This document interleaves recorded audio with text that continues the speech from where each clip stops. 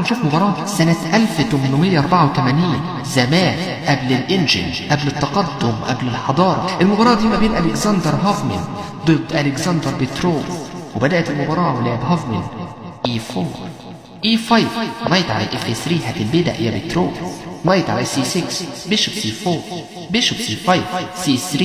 هذا اللاين شارب بيتلعب D4 بيحضر D4 نايت على F6 انا ماليش دعوه D4 اكل بدأ في بيتك E5 لو سمحت هات الحصان يا سيدي.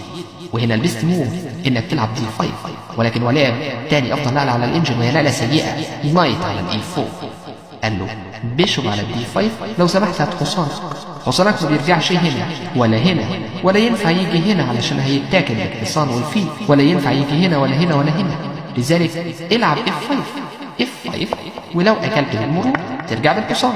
لذلك هو ما لعبش F5. ما هتودي الحصان فين؟ قال له خد النقله الاسطوريه نايت تيكس على الF2 يا سلام، ويضحي بالحصان. هات الوزير وهات القلعه. طب يا حبيبي ما انا هاكل حصانك بالملك، اكل بدأ في بدأ واوسع لفيلي يقول لك كش. كينج على G3 انا واخد قطعه، هجومك لو باظ نلقاك قريبا. قال له هات كمان بيدة على الB2، هات الفيل وهات القلعه. خلاص يا عم هاكل بالفيل. وهنا قال له نايت على D7 لو سمحت هات هذا الفيل يا سيدي. وهنا يفاجئوا بنقله غريبه نايت على G5 نايت على G5 يا سيدي. انا لما اكل هذا الفيل حصانك هيبقى مطلوب بالوزير. هتاكل ولما اكل حصانك تاكل فيلي؟ لا ده انا هاكل حصانك بكش. فراح واكل الفيل. وهنا يفاجئوا هوفمان بنقله بريليانت موف نايت تيكس على الF7. يا رايق يا مزاجك العالي، مش انت بس اللي هتضحي لي بحصانك، هنا انا كمان اضحي بحصاني. ودلوقتي هات الوزير وهات الفيل. هو حصانك ده مش ببلاش، ما انت لو مديت ايدك عليه اديك كش، ولما تروح في اي حته اكل فيلك.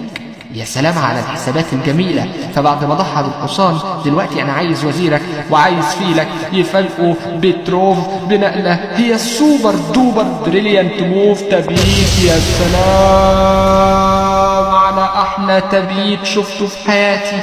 تبيت وسايب الوزير ولو مديت ايدك عليه هتزعل. قال له وريني ازاي هتزعلني. نايت تيكس على D8. قال له كش بالفيل على الF2، جيب الملك على H3 D6 فتحت الفيل الكش، سق البيضة وراح لاعب نايت على الF4 كش يا ملك. اونلي موف اكل البيضة. ودلوقتي انا عايز اكل حصانك بكش. فراح واكل الحصان اكل بالفيل، جيب الملك، القلعة جت بكش. اونلي موف تشيك بالبيضة والكينج على H3. وهنا في مات في واحد، لو مش شايفها ما تلعبش شطرنج تاني.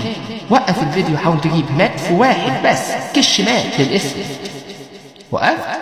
طيب استنى شوية، كفاية عليك قوي كده. الروك على الF3 تشيك بالقلعة وتشيك بالفيل دبل، لذلك لازم تحرك الملك. وهنا مقفول بالفيل وهنا مقفول بالبيدق وهنا خلاص القلعة، فالملك مات.